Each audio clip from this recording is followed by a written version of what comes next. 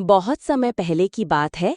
एक छोटे से गांव में रामू नाम का एक गरीब लकड़हारा रहता था।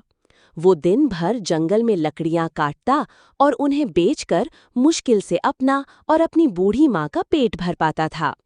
एक दिन जब रामू जंगल में लकड़ियां काट रहा था तो उसे एक पुरानी मिट्टी से ढकी हुई मटकी मिली। उसने सोचा कि ये किसी काम आ सकती है, तो उसे उठाकर अपने घर ले आया। घर आकर उसने मटकी को साफ किया। जैसे ही उसने मटकी को पोंछा, मटकी के अंदर से एक चमकीली रोशनी निकली और एक आवाज आई, क्या चाहिए?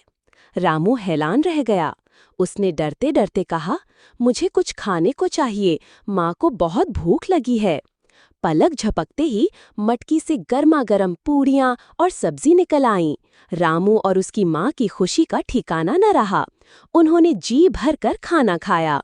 अब रामू रोज उस जादुई मटकी से अपनी जरूरत का सामान मंगवाता, कभी अनाज, कभी कपड़े और कभी-कभी कुछ पैसे भी। वो बहुत खुश रहने लगा और उसकी गरीबी दूर हो गई। लेकिन रामू का एक पड़ोसी था, शामू, जो बहुत लालची था। उसने देखा कि रामू अचानक से अमीर हो गया है, तो उसे शक हुआ। एक दिन जब रामू जंगल गया था, शामू चुपके से रामू के घर में घुस गया और उसने जादुई मटकी देख ली। शामू ने सोचा, वाह, ये तो जादुई मटकी है, इससे तो मैं दुनिया का सबसे अमीर आदमी बन जाऊंगा। उसने मटकी उठाई और उसे अपने घर ले आया। घर आकर शामू ने मटकी को साफ किया और कहा, मुझे बहुत सारे सोने के सिक्के चाहिए।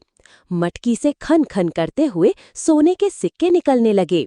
शामू इतना लालची था कि उसने मटकी को रोकने के लिए कुछ नहीं कहा। सिक्के निकलते गए और देखते ही देखते उसका पूरा घर सिक्कों से भर गया। सिक्के इतने ज्यादा हो गए कि शामू उनके नीचे दबने लगा। वो चिल्लाने लगा, रोको रोको, लेकिन मटकी को रोकना नहीं जानता था।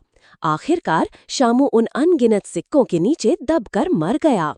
जब रामू घर लौटा और उसने अपनी मटकी गायब देखी, तो वो समझ गया कि ये शामू की करतूत है। वो शामू के घर गया और वहां का नजारा देखकर दंग रह गया। उसने तुरंत मटकी को रोका और देखा कि शामू लालच की वजह से अपनी जान गंवा बैठा। रामू ने उस जादुई मटकी का सही इस्तेमाल किया। उसने अपनी जरूरतों को पूरा किया और जरूरतमंदों की मदद भी की। वो समझ गया था कि लालच का फल हमेशा बुरा होता है।